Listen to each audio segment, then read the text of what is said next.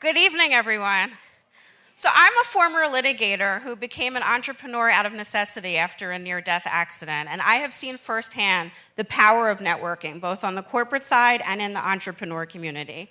I'm here today to talk to you a bit about why women aren't doing better. How are we failing, and how can we do better as women with our strategic networking? What do the stats show? The stats show that women have 40% of the businesses out there, but yet only receive about 45% of the bank loans, 2% of the venture capital money, and also have 18% less chance to get promoted than men. Women network differently. Women tend to network with people that share their morals and values, and they also have separate spheres for personal and business relationships. Men don't have this issue. Men don't have a problem asking. They are more strategic about their networking. They'll play golf. They have the social camaraderie. And they tend to have access to higher level people because there's still more men that are in higher level position than women at companies. I want to give a few examples from my own network. When you have a company, make sure you don't do these things. Don't walk into a room and assume that a woman is the support person, because sometimes, often, they are the boss. Don't make any assumptions. Don't volunteer the women in your company for the non-visible work. Don't have the woman be the note taker or the person that plans the retirement party. If you are going to do that, make sure you're also having the men do that. Make sure that you're not also having the women do that all the time and you're having men do that as well. Make sure that you're not telling people when they express their opinion for women that they need other training and anger management. I don't need anger management, right?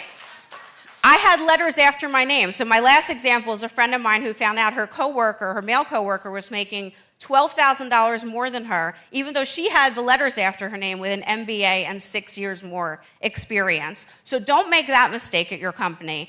Look at a book called Know Your Worth by Mika Brzezinski from Morning Joe, and don't apologize for asking for a raise. Never apologize for what you want, but have the receipts to prove why you deserve it. That's very important.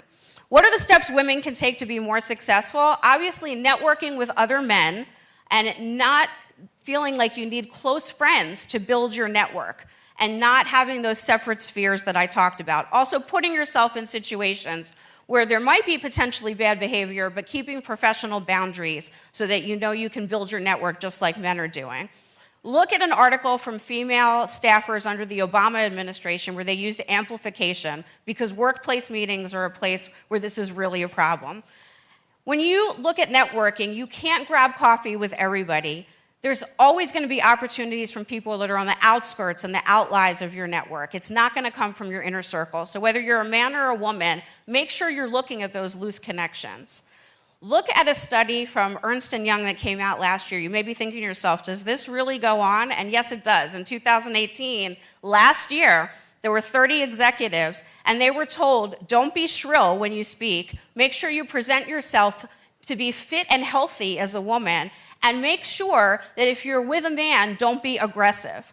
So is it the gender differences, or is it the company culture? And Robin Ely from Harvard Business School says it's the company culture. Has Me Too changed the game? Of course it has. It's great that women now have a platform, but at the same time, you have women that are now in a position where they're not being mentored by men, even more so than before the Me Too movement, because you have about half the managers that say, I don't even want to be in a room with other women. So what can women do? They can be more strategic, and they can go cross-industry as far as their networking. So it's not just about networking with other men, it's about being cross-industry. Those are the most successful networkers. Ask yourself, whether you're a man or a woman, who's in my network? Who should be in my network that's not in my network? This should be a question that you're asking all the time. Your network should never be static. Ask yourself who should be in it. As far as a seat at the table, I don't know if you can read this cartoon, but who's making the policy decisions at your company? So in this example, we have 4 white men who are saying, if it's not broke, don't fix it. But clearly you need other voices at the table to decide if your policies are right for your workplace and not gender discriminatory. And Madeleine Albright also talked about women are better at making friends, men are better at networking. It is a generalization, but it's really what happens. So women need to be more strategic with their networking efforts.